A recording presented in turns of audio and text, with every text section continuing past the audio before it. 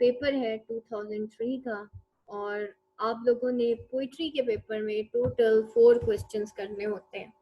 Question number 1 compulsory होता है जो कि रेफरेंस टू कॉन्टेक्स्ट का होता है और तमाम क्वेश्चंस जो है वो 25 मार्क्स के होते हैं और लिखा हुआ है be brief and to the point आपने आंसर देना होता है और बी ब्रीफ यानी कि इररेलेवेंट मटेरियल आपने उसमें नहीं लिखना होता। The sonnet as a verse form usually expresses personal feelings. Discuss this statement with reference to the sonnets of Thomas White. कि सोनेट जो है एक वर्स फॉर्म की वो यूजली एक्सप्रेस करती है पर्सनल फीलिंग को।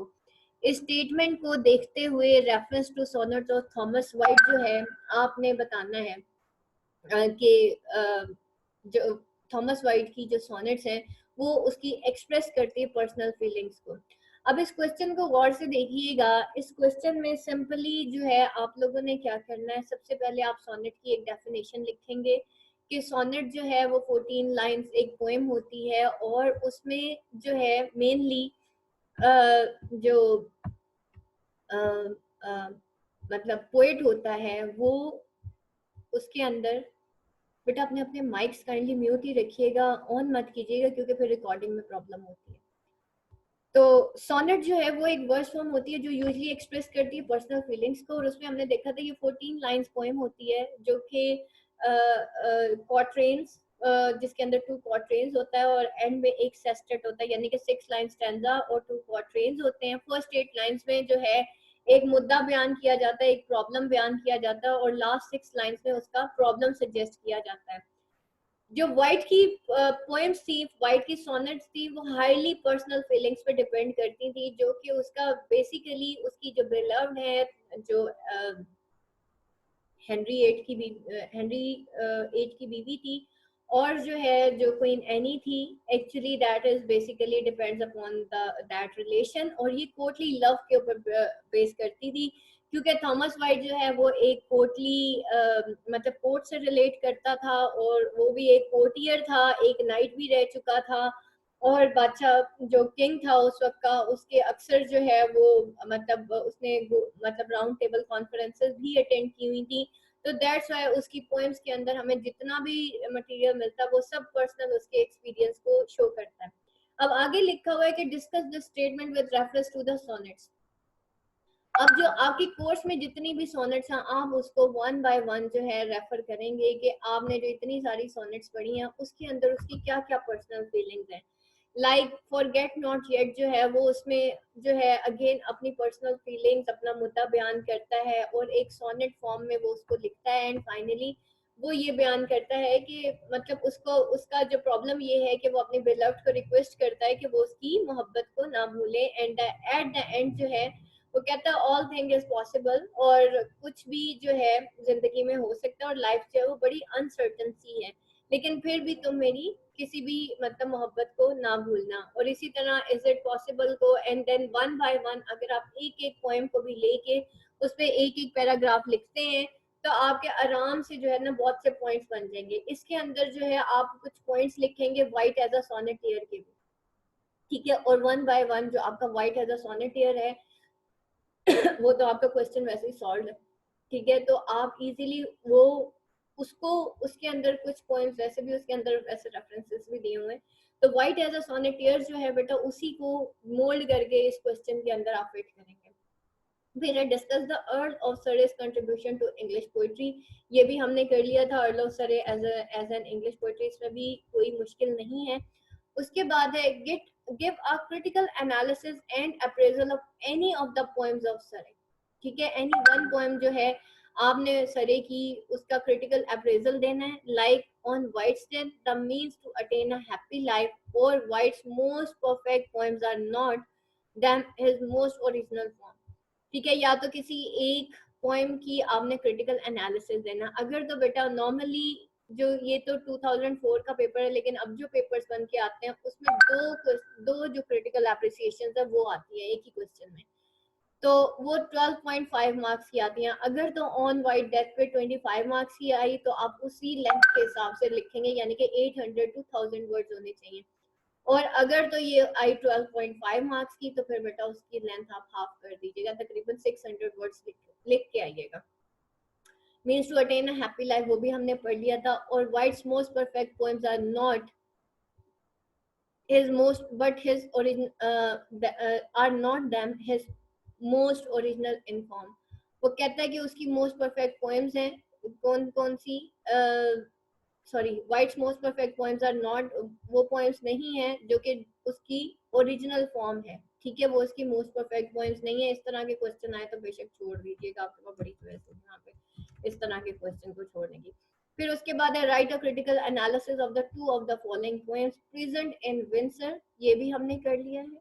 और उसके बाद on Wyatt's death they flee from me, तीनों आपको करवा दिए, they flee from me, on Wyatt's death and present, any two of the following करना है। और ये जो क्वेश्चन है ये आपने मस्ट करके आना है, क्योंकि ये मार्क्स स्केलिंग क्वेश्चन होता है। 25 में से हाईएस्ट जो आपके मार्क्स आते हैं ना वो 12-13 ही आते हैं, लेकिन इस तरह के जो क्वेश्चन होते हैं ना उसके अंदर जो है तकरीबन 18 नंबर भी आ जाते हैं, 12 में से 9 भी आ जाते हैं, 12.5 में से 10 भी आ जाते हैं, 12.5 में से 8 भी आ जाते हैं। अगर एक भी आपकी क्रिटिकल एप्रिसिएशन है उन्होंने मिनिमम 8 मार्क्स भी दे दिए तो देखें आप लोगों के मार्क्स पूरे हो जाने हैं, तो 8 2 16 वैसे ही बन जाने हैं आपके। उसके बाद है what is the major contribution of Thomas Wyatt to English poetry of the Renaissance, discuss with reference to the poems you have studied. क्या मेजर कंट्रीब्यूशन थी ऑफ थॉमस वाइट की English poetry of the Renaissance, ये भी white as a सोनेटियर और contribution ये भी हम लोग कर चुके थे। उसके बाद है write a critical appreciation of any two of the following poems, ठीक है, कोई सी दो पोएम्स की आपने क्रिटिकल एप्रिसिएशन बतानी है। अब देखें ये उनके सेकंड टाइटल्स नेम दिए हुए, love that doth reign, my friend the thing, वो जो मार्शल, ठीक है, things to attain the happy life वाला, और वाइट रिसेट एयर, ये जो कल हमने पढ़ा था ऑन वाइट डेथ, ठीक है, और ये यहाँ पे वाइट रिसेट एयर। तो आप लोगों ने सारों के दोनों दोनों टाइटल जो हैं वो आप लोगों ने लिखने हैं। Discuss Wyatt as a father of modern poet, ये वही father as a modern poet आप लोगों को मैंने जो है वाइट एज अ सोनेटियर इसकी असाइनमेंट और टेस्ट भी दिया था। उसके बाद है critically evaluate the style and major thematic concern in Wyatt poetry. हाँ जी, क्या स्टाइल था और क्या मेजर थीम्स थी आपकी बुक में लिखी हुई है, क्या स्टाइल था और क्या मेजर थीम्स थी, स्टाइल और थीम्स में क्या फर्क होता है, एनीवन क्लास? स्टाइल उसका और कल हमने पढ़ा था राइमिंग स्टाइल था उसका, वेट थी, और जो एक और मुझे बहुत याद नहीं आ रहा, वो पोएम के अंदर ही हमने पढ़ा है कल। मैम उसका जो पेट्रार्चल मॉडल का था उसका स्टाइल जो था 14 सोनेट्स भी लिखता था और लिरिक्स भी लिखता था एंड पोएम्स भी लिखता था और जी। हाँ जी राबिया, क्या है थीम्स और स्टाइल में क्या फर्क होता है? अस्सलाम वालेकुम मैम, ये थीम्स वो वाली हैं जो हमने पढ़ी थी, फिकलनेस है, लव एंड बिट्रेयल और डिसलॉयल्टी, वो थी ना थीम्स में। वॉइड की पॉइंट्स में ज्यादातर उसने इन्हीं चीजों को डिस्कस किया, फॉर सेकंड लव, वो वाली चीज। ठीक है, और what is the style? Style मतलब उसका वही है कि उसने ज्यादातर जो बिलवड की स्टिफनेस है, लव की क्रूअलनेस है, वो उसने वॉइड ने डिस्कस हो गई ना, ये तो थीम्स हो गई, स्टाइल क्या ठीक है। हाँ जी सब, अब मलिहा आप बताएं। असल में राबिया का पहले माइक ऑन हुआ था इसलिए मैंने राबिया से पहले पूछ लिया। अब मलिहा आप बताएं। मैम उसका स्टाइल ये था कि उसका पेट्रार्चल मॉडल स्टाइल था, सोनेट्स 14 लाइंस की सोनेट्स भी लिखता था और जो कि आयम्बिक पेंटामीटर पे होता था, 10 सिलेबल्स क्वार्टरेन्स ये स्टाइल में आ जाएगा। और कुछ जो है उसने 7 लाइंस भी लिखी हैं उसने पोइम्स जिन्हें सेप्टेट कहते हैं। आई थिंक इस स्टाइल में ये चीजें आएंगी कि वो लिखता कैसे था, कैसी लैंग्वेज यूज की थी, सोनेट फॉर्म उसने इंट्रोड्यूस की थी, ये सारा उसके स्टाइल में आ जाता है। एम्बिक पेंटामीटर्स यूज किए थे उसने, मेटाफर्स यूज करता था जी, सिंबलिज्म यूज करता था। हाँ, ये इसको कहते हैं लैंग्वेज, इसको कहते हैं लैंग्वेज। जो स्टाइल उसका लैंग्वेज उसने यूज की उसमें मेटाफर, सिंबलिज्म, इटालियन उसका स्टाइल था एंड पेट्रार्चन उसने मॉडल का किया बेस था। करता था। Exactly that is all his style, कि ये उसका स्टाइल था। और थीम्स कौन कौन सी थी? कि उसने जो है लव के theme of love, betrayal, courtly love उसने कोर्टली लव किया था, फॉरसेकन लव, बैलेट्स लिखता था, सॉन्ग्स एंड म्यूजिक को भी इसने किया था। वो ट्यूडर कोर्ट में वो डिप्लोमेट था और उसका भी थोड़ा सा मतलब कि सेटिंग उसकी आती है कि उसका बैकग्राउंड क्या था। फिर उसके जो कुछ डीपर पॉलिटिकल सेंटिमेंट्स भी होते हैं और वो बिजनेस एंड उसकी भी लैंग्वेज यूज करता है, वो बिजनेस एंड पॉलिटिकल की भी। सही हो गया। और कोई पॉइंट ऐड करेगा? अच्छा जी, माशाल्लाह समझ आ मैम रिजेक्शन इसमें, हाँ, रिजेक्शन ऑफ रिजेक्शन, लव हो गया। सफरिंग्स, हाँ और इसने कभी ट्रू लव नहीं इसने कभी देखा अपनी लाइफ में। एग्जैक्टली, मींस के सैड ही होती हैं इसकी थीम्स ना। सैड थीम और टोन भी इसकी स्टाइल में आ जाती है, जो इसका सैडेस्ट हाँ टोन जी, है वो। रिटोरिकल टोन इसकी, हाँ हॉस्टिलिटी इसकी टोन में होती है। एग्जैक्टली, और थीम्स होते हैं जो ideas, universal ideas. Universal ideas. हाँ, यूनिवर्सल आइडियाज को हम थीम्स कहते हैं, ठीक है, जो कि कल भी हैं और आज भी हैं। अभी समझ आ गया, सबको क्लियर हो गया कि थीम्स और स्टाइल में क्या फर्क होता है? स्टाइल यानी कि उसका पोएटिक स्टाइल कैसा था, वो किस तरह से लिखता था, किस फॉर्म को फॉलो करता था, लैंग्वेज कैसी यूज करता था, ठीक है, उसमें उसके लैंग्वेज में सारे लिटरेरी टर्म्स आ जाएंगे, उसकी राइमिंग स्कीम आ जाएगी, उसका जो स्टाइल है वो लूसिड था या बहुत ज्यादा उसके अंदर ब्रेविटी थी या क्या था, ये सारा कुछ आपने बताना है, ठीक है, कि कोर्टली लव के बारे में, वो कोर्टियर था तो इस वजह से वो ज्यादा उसने कोर्टियर लव के बारे में लिखा है। अच्छा जी, critically evaluate the style and major themes, उसके बाद है write critical analysis of any two of the following. कोई से दो जो है आपने any two of the following, अब इसमें अगेन वही present in winter on Wyatt death and they flee from me. Critically evaluate any two of the following, madam, without in many words, the long love that in my thought I harbor, they flee from me. अब यहाँ पे देखिए कितनी दफा they flee from me जो है ना हर साल आ जाता है, इसलिए ये वाली जो पोएम है ना ये आपने बहुत अच्छे तरीके से करनी है।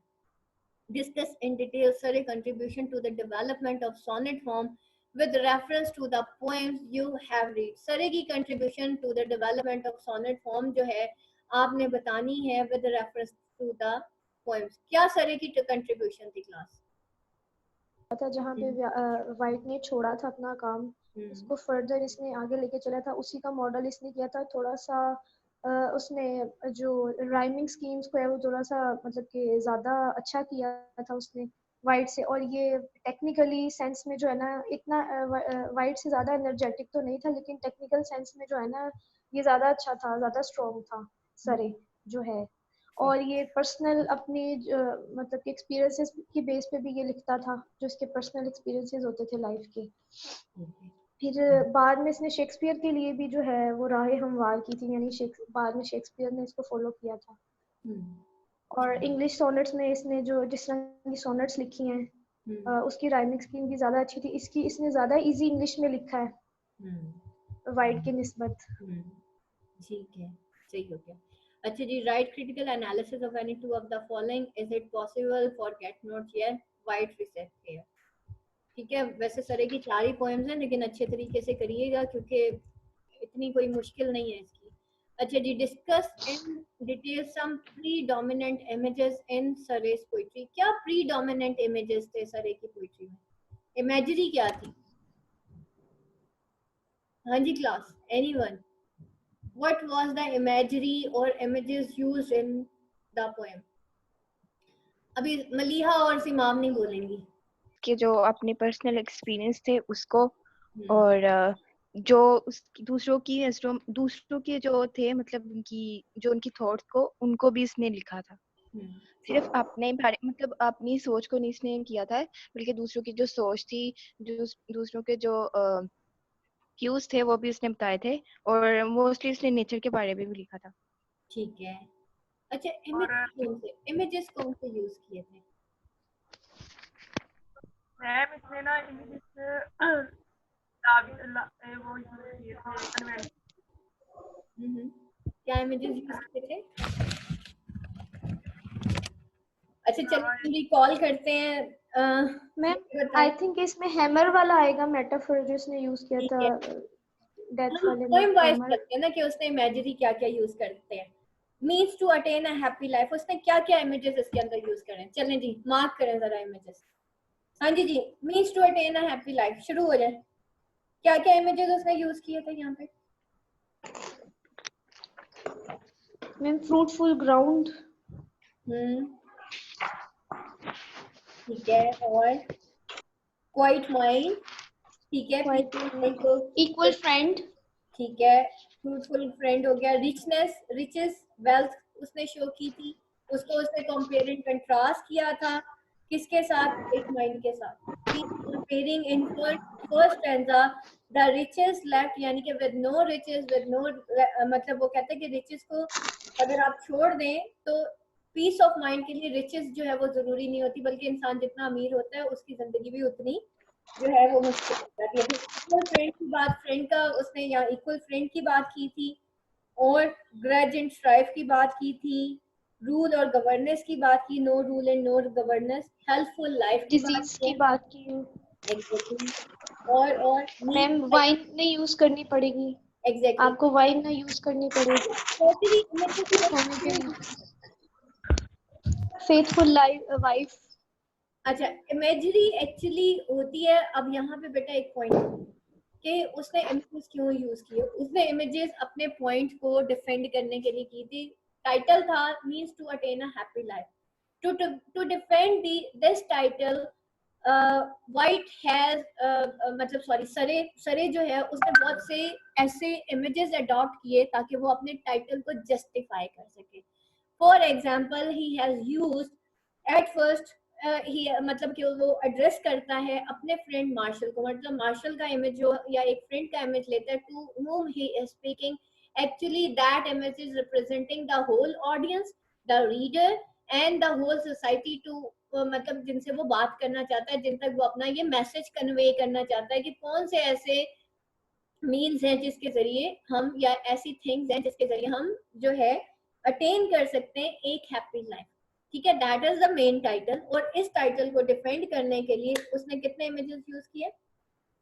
To defend this title he has used the image of riches, ठीक है, wealth, and to pain, fruitful ground and quiet mind. And through this images he has shown that कि लाइफ के अंदर जो है वेल्थ और रिचेस इतनी ज्यादा जरूरी नहीं है जितना कि क्वाइट माइंड, यानी कि एक contented mind is very important. Through this image और comparing and contrast the riches with the contented mind या with the quiet mind, he is actually making these two images foil to each other।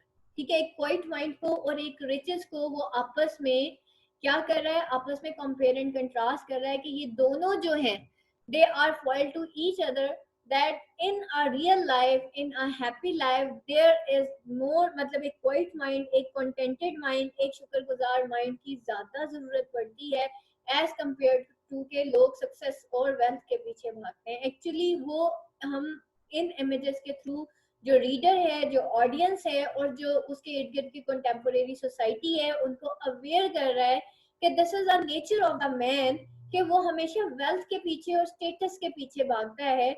और वो एक advice कर रहा है कि not to follow the, मतलब एक स्टेटस को और वेल्थ को आप फॉलो ना करें, उसको अचीव करने की कोशिश ना करें, बल्कि आप किसको अचीव करने की कोशिश करें कि जो बेहतरीन सक्सेस है आपकी जिंदगी की, वो आपका पुरसकून जो है वो माइंड है। एक दफा मैंने जब मास्टर्स किया, आप में भी आप लोग मेरी सोच से इख्तलाफ करेंगे, लेकिन एक दफा मुझसे किसी ने सवाल किया कि आपने एमए इंग्लिश लिटरेचर कर लिया है, आपका इतना नॉलेज है, आप एमफिल भी करें। मैंने कहा यार एमफिल करके क्या करना है? तो मैम फिर आप लेक्चरर बन जाएंगी। मैंने कहा लेक्चरर बन के मैम वो आप पैसे कमाएंगी? मैंने कहा यार वो तो मैं अभी भी कर रही हूँ। बेसिकली हम सबका एम पता है क्या? पैसे, लेक्चरर बन जाना, पीपीएससी क्लियर करना नहीं है। मैं आपको सही बता रही हूँ, ना सीएसएस है। एक्चुअली हम क्या कर रहे होते हैं? हम अपने पैशंस के पीछे भाग रहे होते हैं, और हर इंसान ये समझ रहा होता है शायद सीएसएस करके मेरी जिंदगी में सुकून आ जाएगा। देखिए, जब आप 9th-10th में थे, आपके अम्मा अब्बा ने कहा होगा, अम्मी अब्बू ने, कि देखो बेटा इन 2 साल में मेहनत कर लो, ये तुम्हारी पूरी जिंदगी पे भारी है, ठीक है, और उसके बाद देखना तुम पुरसुकून जिंदगी गुजारोगे। उसके बाद आपका एफएससी शुरू होती है। अम्मी अब्बू ने कहा कि बेटा इसमें पूरी जान लगा दो, बस मेरिट बना लो, उसके बाद आराम ही आराम है। वो भी कर लिया। उसके बाद फिर बीए किया, समझ दिल ने ये कहा अच्छा बीए कर लूंगी, आराम ही आराम है। उसके बाद दिल ने कहा चलो मास्टर्स कर लेती हूँ, आराम ही आराम है। लेकिन मैं at the and I have, जब मैंने मास्टर्स इन इंग्लिश कंप्लीट किया उस वक्त मैं पार्ट 1 की एग्जाम्स दे रही थी, तो दे चुकी थी और पता नहीं या पास कर चुकी थी। तो मैं एक किसी लेक्चर में गई थी। एक्चुअली मैं साइकेट्रिस्ट के जितने भी लेक्चर्स होते हैं ना एक कम्युनिटी में, वहां जरूर जाती हूँ। आज भी एक लेक्चर है, मैं जाऊंगी आज शाम को। तो वहां पे ना उस बंदे ने एक बड़ी पते की बात की। उसने कहा कि हम बहुत सारी चीजें, बहुत सारे एम्स ना अपने ऊपर इम्पोज कर लेते हैं, इतना ज्यादा इम्पोज कर लेते हैं। और उसकी उसकी सबसे बड़ी, आपको पता है हमारे ऊपर क्या सबसे ज्यादा, हम इतने स्कैटर्ड वेज के अंदर चले जाते हैं। हालांकि एंड ऑफ द लाइफ ये है कि आपको एक पीसफुल माइंड चाहिए। आपकी सक्सेस ये नहीं है कि आपने सीएसएस कर लिया, आप लेक्चरर बन गए, या मैंने ये ऑनलाइन चले, मैंने ऑनलाइन एकेडमी खोली। That is not the success. ये सक्सेस नहीं है। सक्सेस इज द थिंग कि मैं चाहे एफए करूं, चाहे बीए करूं, एमए करूं, या मैं मैट्रिक पास हूं, मुझे अपनी लाइफ में एक पीसफुल माइंड मिल जाए बस। ठीक है, समझ आ रही बात? अब मेरे अब्बू है ना, उन्होंने कभी इस चीज का अपने सर पे हावी नहीं होने दिया कि he is an under matric. ठीक है, and I am proud of him, I am proud of him. मैंने बहुत पढ़े लिखे लोगों के बाप भी देखे। मेरी सारी फ्रेंड्स अपने अपने फादर्स के बारे में बताती थी, लेकिन मेरे फादर जितने फ्रेंडली हैं और जितने, हम सारे जो बहन भाई हैं हम सारे पोजीशन होल्डर्स थे, टॉपर्स थे। और अभी भी मेरे अपने भाई का वो टूरिस्ट है, ठीक है, और उसकी अपनी मतलब जो है उसने भी बहुत बड़ी इनोवेशन की है पाकिस्तान के अंदर, कि उसका वो जो ऑनलाइन ट्रेडिंग करता है और करेंसी में ना, और क्रूड ऑयल करेंसी और ये वो सारा कुछ वो इसको देख रहा होता है। और अब तो उसके खैर बहुत आगे चला गया वो अपने इस ऑनलाइन बिजनेस में। तो क्या है कि that is just because of that contented mind जो कि हमारे फादर ने हमें दिया था। ठीक है, अगर मेरे फादर मतलब इतने ज्यादा हम लोगों को पीसफुल ना रखते ना और हमें जिंदगी जीना ना सिखाते, तो I am really very proud of him. I am really very proud of him कि मैं आज जो भी हूँ ना उनकी वजह से हूँ, क्योंकि उन्होंने मुझे बताया है कि हर हाल में खुश कैसे रहे, झुकते कैसे। ठीक है, और ये आपको कोई पढ़ा लिखा इंसान नहीं बता सकता। सबसे बड़ी बात ये। और लिटरली एक दफा मैं कहीं बैठी हुई थी, मैं एक हॉस्पिटल में गई, तो वहां जाके मुझे डॉक्टर थे, मेरी बेटी पैदा हुई थी, तो मैं वहां पे गई और मैंने ना वहां पे हॉस्पिटल की एप्रिसिएशन में एक लेटर लिखा था। तो डॉक्टर साहब ने मुझे वहां पे बिठा दिया जो उसी हॉस्पिटल थे। तो जब उन्होंने मुझसे पूछा जी आप कौन है, एट दैट टाइम मैंने बीए किया था, मेरा मास्टर्स नहीं था, मास्टर्स पार्ट 1 किया हुआ था, पार्ट 2 नहीं किया हुआ था। तो उन्होंने मुझे वहां पे बिठा दिया और मुझे उन्होंने कहा कि हु इज योर फादर। मैंने कहा ही इज द वन जो कि अंडर मैट्रिक है, लेकिन उसने मेरी जैसी बेटी पैदा की, तो ही इज द वन। तो उसने कहा मैं तुम्हारे अब्बू से मिलना चाहता हूँ, I want to meet that person who is living in Bahawalpur, who is an under matric person, लेकिन उसने अपने 5 के 5 बच्चों के अंदर इतने स्किल्स प्रमोट कर दिए हैं कि पढ़ा लिखा बंदा भी ये नहीं कर सकता। I want to meet that genius person कि जिसके मतलब 5 के 5 बहन भाई अगर कहीं स्टैंड करते हैं तो पता चलता है ये उनकी औलाद है। तो बेटा दैट इज द सक्सेस। और ये सिर्फ इस वजह से हुआ कि उन्होंने हमें बिखरने नहीं दिया, हमारे माइंड्स को बिखरने नहीं दिया। जिंदगी में अगर कोई चीज कामयाबी है ना, तो वो बेटा आपका पीस ऑफ माइंड है। That is not the MA English literature. MA English literature से बेटा मैंने बहुत कुछ सीखा, और एक चीज बहुत ज्यादा सीखी, साइकोलॉजी। हमने क्या करना है, हमने ये डिग्री जरूर लेनी है, but that would be a degree leads to wisdom, self contentment. तो यहाँ पे वो उस वेल्थ को जो है कंपेयर करता है with the peace of mind, कि पीस ऑफ माइंड एक जिंदगी के अंदर ज्यादा इंपॉर्टेंट है। एंड दीज, अब जैसे मैं बात करती हूँ ना, मेरी जिंदगी में मेरे दिमाग में कुछ इमेजेस छपे हुए हैं जो मेरी बातों में आते हैं। ये वही इमेज हैं जो सरे की पोइट्री के अंदर उसके दिमाग में छपे हुए हैं और वो बातें करता है। ठीक है, तो ये वो बातें हैं जो कि सरे वो करता है। इसी तरीके से इक्वल फ्रेंड और ग्रजेस और स्ट्राइफ की वो बात करता है कि अगर आपके इक्वल फ्रेंड्स है, if there is equality in the frames, there will be no grudges and no strive, ठीक है, no charge of rule and no governance. अब वो कहते हैं कि इक्वल फ्रेंड्स यानी कि इक्वलिटी इन फ्रेंड्स होना बहुत ज्यादा जरूरी है। उसके लिए वो कुछ चीजें बताता है जिसमें वो कंपेयर एंड कंट्रास्ट करता है, और वो एक हेल्पफुल लाइफ का इमेज बताता है, और हाउस होल्ड ऑफ कंटिन्यूअंस, ठीक है, कि एक हाउस होल्ड, एक फैमिली लाइफ जो है उस वो होती है जिसके आपस में रिश्ते जो है ना वो मजबूत हो। मुझे आज भी याद है जब मैं बहुत ज्यादा परेशान होती थी, हमारे एनुअल एग्जाम्स हो रहे होते थे, चाहे मिड टर्म हो रहे हैं चाहे एनुअल हो रहे हो, हम बड़े परेशान होते थे सारी बहन भाई, क्योंकि नेक्स्ट डे पेपर होता था। मैं तो खैर रोना ही शुरू कर देती थी। अब्बू आते थे, अब्बू पता है क्या करते थे, उठाओ ये किताबें यार साइड में रखो, चलाओ गाड़ी में बैठते बाहर घूम के आते। और मेरे अब्बू हमें 1 घंटे तक बाहर घुमाते रहते थे। 8 बजे घर आते थे रात के, कभी 9 बजे, और हम बाहर घूम रहे होते थे।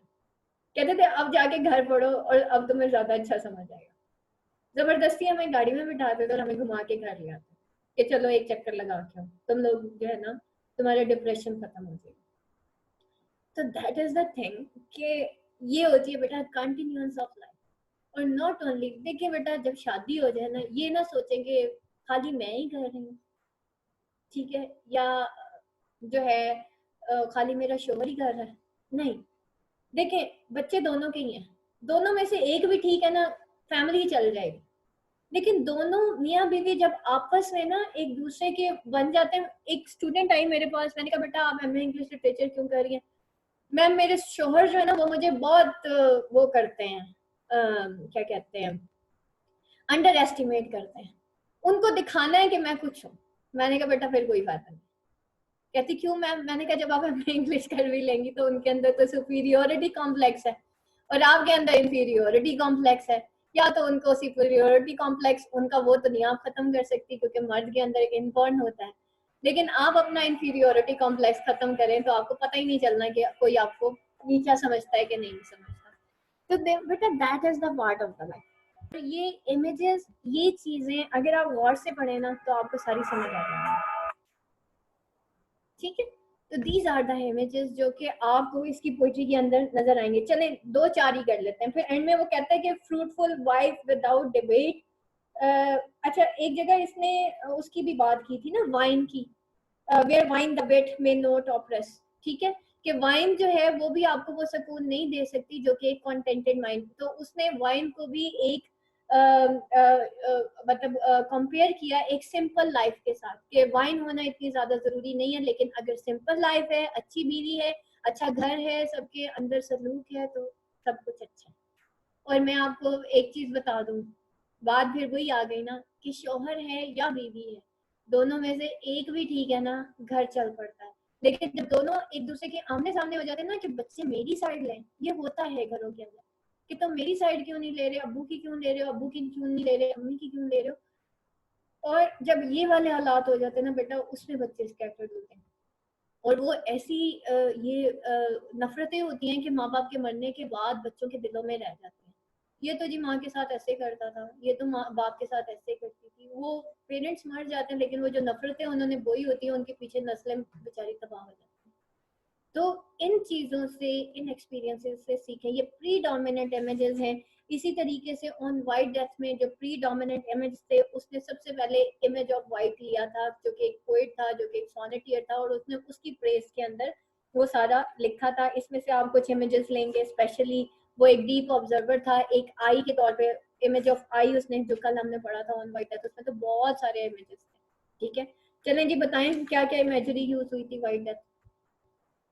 इस टाइटल को जस्टिफाई करने के लिए उसने कौन कौन से, मैंने कहा ना इमेजरी हमेशा यूज होती है टू जस्टिफाई आवर टाइटल और टू जस्टिफाई हैमर, हाँ जी, हैमर इमेजरी यूज की थी कि जो नॉलेज थी उसकी जो क्वालिटी थी, हैमर की जो आप उस पे मारे, एम्बिल पे मारे तो वो उस लोगों पे ऐसे ही इफेक्ट करती थी उसकी क्वालिटीज, जैसे कि जो उसकी हम्बलनेस थी, जो उसका विजन था दूर तक, जो को अंदर तक देख लेता था, उस इनसाइड आउट देख लेता था। तो ये थी वो लोगों पर एज ए हैमर यूज, उसने सबसे पहले हैमर की इमेजरी यूज की है इसके अंदर। सही उसके बाद जी सही और उसके बाद उसने अच्छा, ये बताया कि इमेजरी क्यों यूज की थी? जी इमेजरी यूज क्यों की थी, क्या व्यू पॉइंट और क्या बताना चाहते हैं? मैंने आपने तो बताया कि जब मैं पोएट ने अपनी इमेजिनरी जो है ना क्लियर जस्टिफाई एक मिनट बेटा, सीमा आपको बात कंप्लीट कर लेने दो, फिर मैं आपको सुनती हूँ। हाँ जी सीमा। मैम आपने अभी बताया कि जब पोएट ने अपना व्यू पॉइंट क्लियर करना होता है तो वो इमेजरी यूज करते हैं। हाँ, तो उसने क्या व्यू पॉइंट क्या था यहाँ पे, एक्चुअली वो वाइट को क्या करना चाहता था? वो मैम एक्चुअली बताना चाहता था, उसको ट्रिब्यूट पेश करना चाह रहा था ट्रिब्यूट और बताना उसने डिफरेंट इमेजेस यूज किए थे जो कि शो जी। कर रहे थे उसकी विट को, उसकी उसकी एटीट्यूड को, उसकी जो है मतलब जो भी उसके अंदर कन्विंसिंग मैनर को, उसकी एक इन्फ्लुएंसिंग इनबॉर्न कैपेबिलिटी थी हाँ जो उसकी।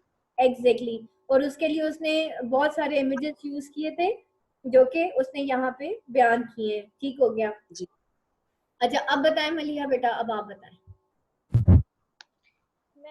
एक तो उसने ये बताया था कि वाइट के बारे में कि उसने कभी रेस्ट नहीं किया, मगर अब तो वो रेस्ट कर रहा है ना। सबसे पहले तो ये है कि वो रेस्ट कर रहा है, मगर उसने लाइफ में कभी रेस्ट नहीं किया। फिर ये उसकी विर्चुअस मैन था, फिर डायनेमिक एंड फ्रूटफुल जो उसने वर्क किया है उसके लिए भी उसने वाइट ने, और उसके विजडम के बारे में उसने बात की है।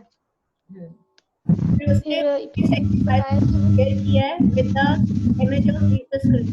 ठीक है कि जीसस क्राइस्ट ने अपनी कौम की खातिर जो है वो क्या कर लिया था, सेक्रीफाइस कर लिया था, लेकिन पीछे उनकी किसी ने फिर कदर भी नहीं की थी। तो same is the case with the white, के वाइट भी सेक्रीफाइस हो गया लेकिन पीछे उसकी किसी ने कदर नहीं की, और बहुत आगे जाके बाद में कहीं जो है जो शेक्सपियर था उसने जो है इसको फिर आगे बढ़ाया था। अच्छा जी हसनाद बेटा माइक ऑन कीजिएगा। बताएं जनाब, डिस्कस इन डिटेल सब प्रीडोमिनेंट इमेजेस इन सरस पोएट्री। प्रीडोमिनेंट इमेजेस क्या है सर पोएट्री में? तो उन्होंने ये बताया कि जो है चौसर की जो इतनी ग्लोरी थी उसको भी इसने जो है ना, इसकी ग्लोरी इतनी ज्यादा हो गई थी कि चौसर की ग्लोरी से भी अच्छी थी।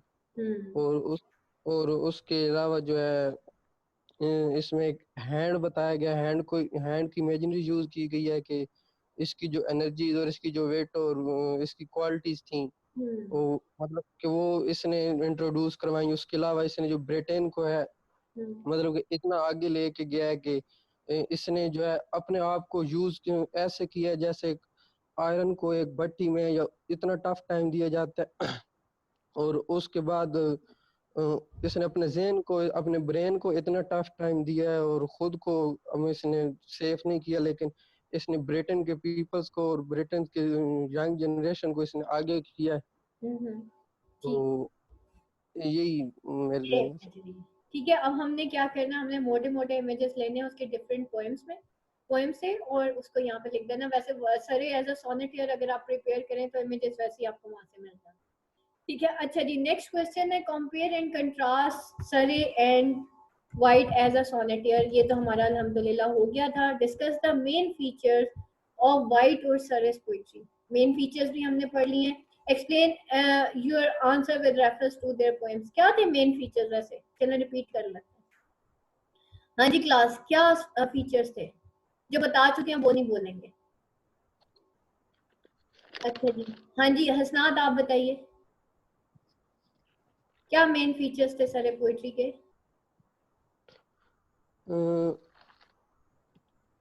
हाँ जी मोहसिना राबिया निदा, माइक ऑन कीजिए। महविश अंसिर सगीर। महविश बताइए जनाब, जी हमने एक लेक्चर अटेंड, 2 लेक्चर अटेंड कर लिए, बताइए क्या क्या थे फीचर्स, क्या आपको नजर आए? मलिया से नहीं अब पूछना। हाँ जी क्या फीचर्स थे? इरम फीचर्स बताएं। जिया क्या फीचर्स थे भाई? स्टाइल और थीम्स जो है वो उसकी फीचर्स ही हैं उसकी पोइट्री के, कि वो सोनेटियर थे। ठीक है, और वो जो है सोनेट फॉर्म में लिखते थे, पर्सनल लाइफ पोइट्री लव के बारे में लिखते थे। ये फीचर्स हैं सारी, थीम्स, उनकी लैंग्वेज और जितने भी उन्होंने लिटरेरी टर्म्स यूज किए हैं, जो जो iambic meter and this and that. हाँ जी मलिहा अब आप बताएं, अब किसी ने नहीं आंसर किया। मैम ये जो सरे का जो था मतलब कि सरे ने जो है ना कि ब्लैंक वर्स इंट्रोड्यूस करवाई थी, इसकी लैंग्वेज तो थी ना वो ज्यादा मॉडर्न थी देन वाइट से, और इसके जो थे ना ज्यादा क्लियर थे, वाइट से ज्यादा थे और मोर स्मूथर एंड इजियर थे। और इसने मजीद मॉडिफाई किया था राइमिंग स्कीम को। वाइट राइमिंग स्कीम जो थी इतनी मॉडिफाई फॉर्म में नहीं थी, मगर इसने जो थे वो 4 फ्रेंड्स एंड पॉपुलेट किया था इसने। और ए बी सी डी जो है ना वाला इसने राइमिंग स्कीम जो है मजीद मॉडिफाई किया था, और ये एंटीथेसिस का सरे जो है वो यूज करता था। फिर जो है वाइट जो है वो सिर्फ लव पोएट्री लिखता था, सैड पोएट्री लिखता था, मगर ये मतलब सरे जो है ना ये नेचुरल भी लिखता था और दूसरी बुक्स भी इसने लिखी है। फिर ये एंटीथेसिस यूज करता था, ऑटोबायोग्राफिकल एलिमेंट्स इसने डाले हैं, ब्लैंक वर्सेस इंट्रोड्यूस कराए। इसकी ट्रांसलेशन जो है वो ज्यादा इजी थी और इमेजिनरी इसने यूज की है, इंटायरली जो इमेजिनेटिव है इसकी जो सोनेट्स हैं। फिर इसने सैटारिकल टचेस भी किए हैं इसने अपने कंटेम्पररी जिसमें फिर इसने बिब्लिकल एंड जो है वो क्लासिकल को भी सोनेट्स को पोएट्री को भी इसने ट्रांसलेट किया है सरे ने। ठीक है। और इसके इन दोनों की डेथ के बाद जो है ना बहुत ग्रेट लॉस लोगों ने जो है वो फील किया था। इनकी लाइफ में तो इतना नहीं फील हुआ था, लेकिन इनके मरने के बाद जो इनका कंट्रीब्यूशन था जो इसने वो यूथ को जो है ना वो बहुत उनपे इन्फ्लुएंस करके लेके आए थे वो। ठीक हो गया। Right the flight of rejected lover, flight of rejected lover in Thomas white. हाँ जी, क्या फ्लाइट थी रिजेक्टेड लवर की, क्या किस्मत थी बेचारे की? मैम मैं बताऊं? हाँ बता दें। मैम वो एक्चुअली क्योंकि उसकी बिलवड जो थी वो एक किंग की वाइफ थी, और उसका जो लव था वो एक कोर्टली लव था। तो उसकी जो बिलवड थी वो चूंकि उसे छोड़ के जा चुकी थी, तो उसने उसको एज ए हाइंड जो है उसने उसको इसमें अपनी पूरी पोइट्री में रिप्रेजेंट किया है कि उसकी जो हाइंड है वो उसे छोड़ के जा चुकी है, और उसे नहीं लगता कि वो अब वापस आएगी कभी भी, और उसको चाहिए कि वो उसके लव को ना कभी भी फॉरगेट करे, कभी भी ना भूले। और उसकी प्लाइट जो है वो बहुत डिप्रेसिंग है, बहुत ज्यादा उसने रिजेक्टेड फील किया है उसके जाने के बाद अपने आप के अंदर, और वो अपने अंदर बहुत ज्यादा क्या कहते हैं डिप्रेसिंग मोड में है, और वो ये बताना चाह रहा है कि वो जिंदगी से ना उसको कुछ भी नहीं चाहिए, अब वो चाहता है, वो मरना चाहता है उसके बगैर।